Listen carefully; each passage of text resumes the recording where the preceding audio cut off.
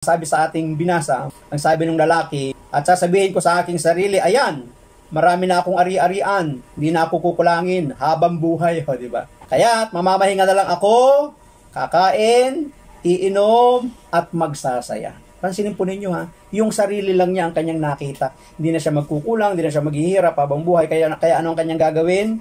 Kakain, iinom, at magsasaya. Ngunit, hindi natin napapansin na ang Diyos ay nagmamasid, ang Diyos ay nakatingin. Ngunit sinabi sa kanya ng Diyos, hangal, sa gabing ito'y babawian ka ng buhay, kanino mapupunta ang mga bagay na inihanda mo. Diba? Hindi niya rin mai-enjoy, maiiwan niya rin.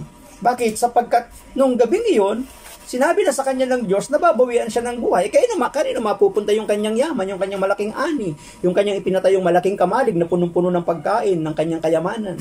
Saan mapupunta yun? Hindi na binanggit sa ating pagbasa, pero maiiwan yun. Maaari pakikinabangan yun ng mga tao sa kanyang kapaligiran, di ba? Kanino mapupunta ang mga bagay na inihanda mo?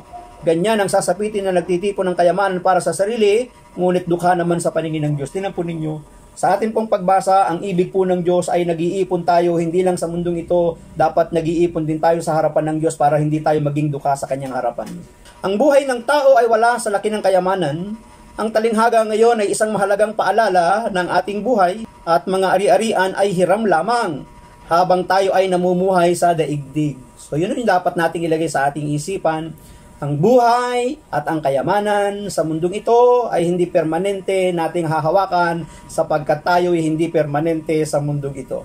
Tayo nga lang daw ay mga stranger mga dayuhan, mga manlalakbay. Kaya kung ano man yung mga bagay na ating tinatangkilik, yan po yung ipinagkatiwala lang ng ating Panginoon.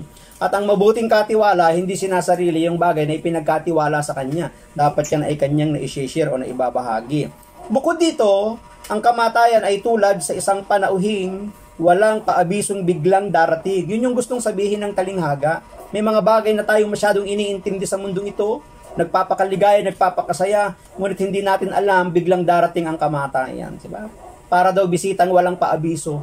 Naranasan nyo na ba na biglang may dumating na bisita sa inyo, tapos wala kang may handa, wala kang pera, nahihiya ka sa iyong sarili? Bakit? Wala ka man lang maipamerienda sa kanila Bakit? Hindi kasi nagpaalam, di man lang nagsabi. Pero kung ang bisita ay nagsasabi, at least mapaghahandaan mo. So yun, ganun din pala yung kamatayan. Sila'y para mga bisitang walang pasabi, bigla na lang darating. Kaya sino ang tatangkilik? Kanino natin iiwan yung mga bagay na nasa ating mga pinanghahawakan ay pinagkatiwala ng Diyos, di ba? So, bukod dito, ang kamatayan ay tulad sa isang panauhing walang paabisong biglang darating. Sa gayon, unahin natin ang Diyos higit sa anumang bagay. Matutong magpasalamat at magbahagi sa iba ng lahat ng mga biyayang natatanggap upang anumang oras ay handa tayo sa muling pagbabalik sa Kanya.